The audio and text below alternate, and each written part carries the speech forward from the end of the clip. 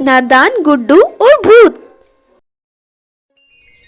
एक दफा का जिक्र है, एक खूबसूरत छोटे से गांव में एक आदमी रहा करता था जिसका नाम गुड्डू था।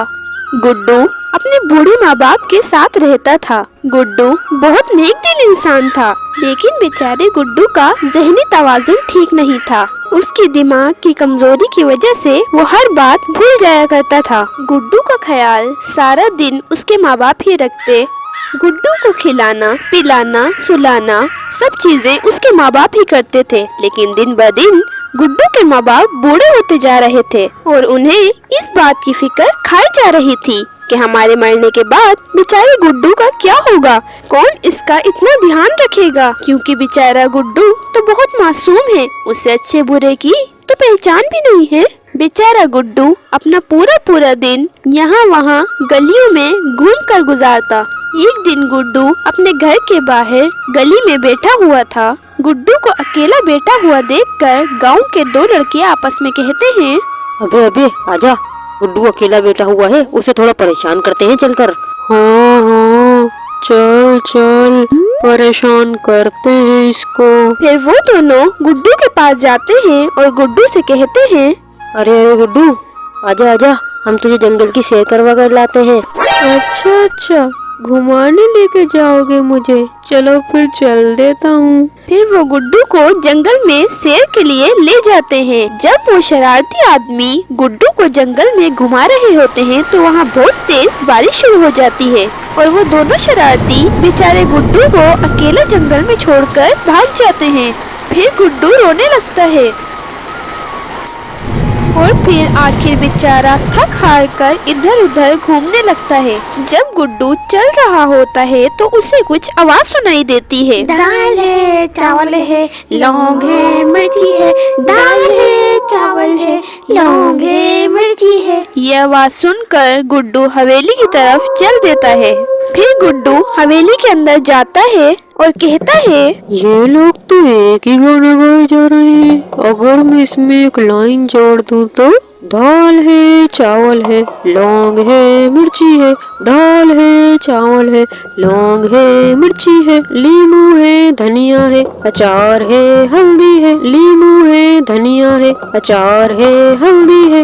यह इतना अच्छा गाना गा कौन रहा है जिसने हमारे इतने अच्छे गाने में एक और अच्छी लाइन जोड़ दी। फिर वो भूत गुड्डू के पास जाते हैं और उससे कहते हैं, तुम कौन हो और यहाँ पर कैसे आए हो?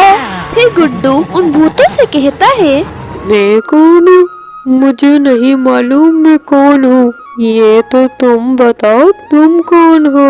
लगता है इस बंदे का दिमाग ठीक नहीं है, हमें इसका दिमाग ठीक कर देना चाहिए क्योंकि इसने हमारे गाने को और भी अच्छा बना दिया है।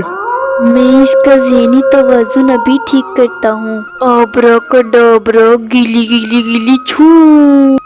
बस फिर क्या बच्चों, गुड्डू का दिमाग एकदम ठीक हो जाता है। फिर भूत उससे कहता है, तुम्हारा दिमाग ठीक नहीं था, लेकिन अब हमने तुम्हारा दिमाग ठीक कर दिया है। अब तुम अपने घर आराम से जा सकते हो। और अब मुझे तुम ये बताओ कि तुम्हारा नाम क्या है और तुम कहाँ से आए हो? फिर गुड्डू उन भूतों से कहता है, हाँ मुझे अब याद आ रहा है, मेरा नाम गुड्डू है और मैं अपने बूढ़े माँ बाप के साथ रहता हूँ। मैं बहुत गरीब हूँ, माफ करना, मैंने आप लोगों का गाना खराब किया। फिर वो भूत गुड्डू से कहता है, अरे नहीं पागल, हमें तो तेरा गाना बहुत अच्छा लगा था, इसी वजह से हमने तुझे ठीक कर दिया और हम तुझे एक इनाम देते हैं जिससे तेरी गरीबी दूर हो जाएगी। फिर गुड्डू कहता है, ये ले गुड्डू सोने का संदूक और जाकर अपने माँ बाप को खुश कर दे। फिर गुड्डू उनसे कहता है, आप लोगों का शुक्रिया कि आप लोगों ने मुझे ठीक किया, आप लोगों ने मेरी गरीबी दूर की, मैं आपका एहसान मानता हूँ। चलो अब मैं चलता हूँ।